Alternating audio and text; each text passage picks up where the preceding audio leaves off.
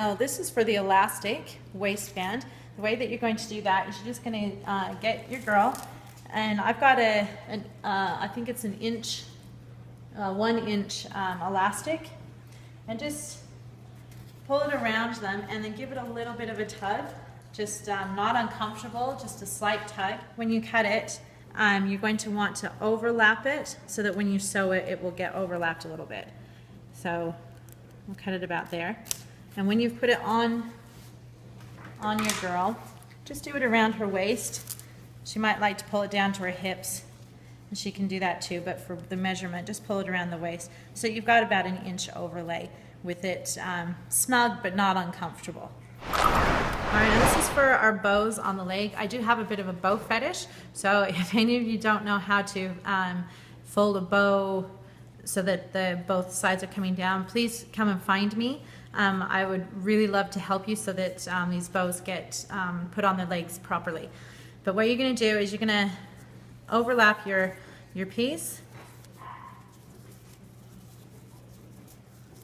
and just pull it up. And you can see I kind of twisted it so that satin side is up. The satin side has both of the lace coming down, and it has this little knot. Again, if you're not quite sure how to tie the bow, come and find me, and I would be more than happy to help you tie those bows. And then what you're going to do is you're going to fold this up, cut it. You're going to cut it from the front, and you want to cut it on an angle going down like this, down to a point, so that when it opens up, that you've got a pretty little bow. And make sure that the seams are going straight down the sides. Adjust them if you need to so that the bows don't end up crooked. Then you're going to take your bow and make sure that you've got it right side up so that that seam that you stitched at the bottom stays on the bottom.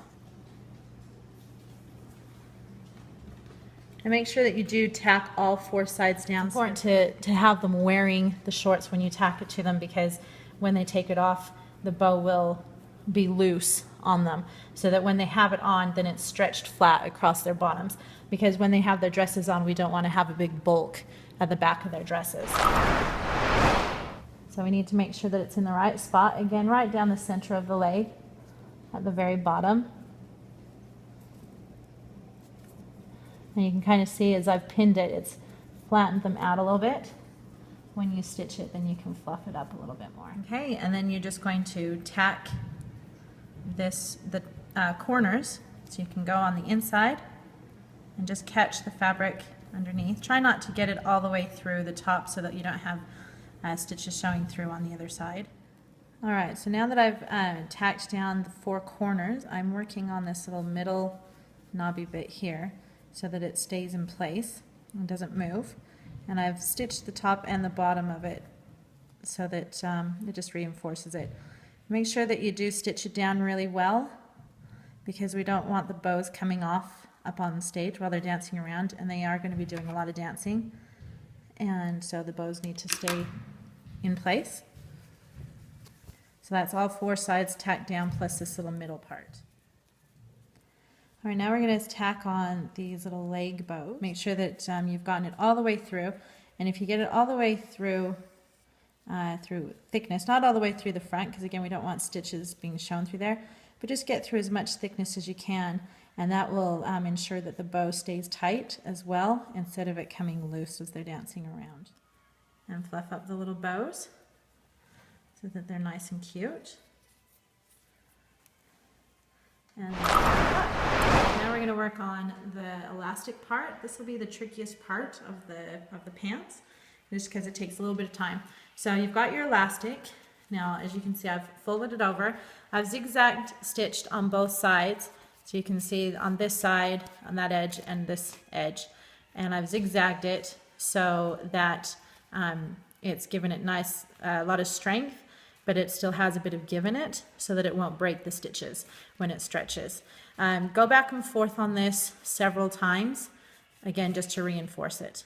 Put your seams together like this and pull it out so that you find the middle of this back part. And then you can kind of put a pin in it. And then you're going to do the same to the front.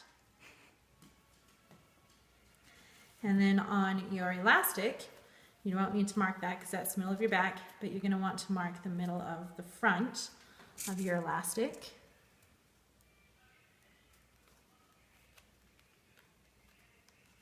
And then also you'll want to find the sides. So line your front pin up with your back pin, and then you're going to find the sides so that you have 4 sides. Pinned all 4 sides, what you're going to do is just give it the elastic a bit of a stretch so that it eases into the other fabric. And pin it in a few different places.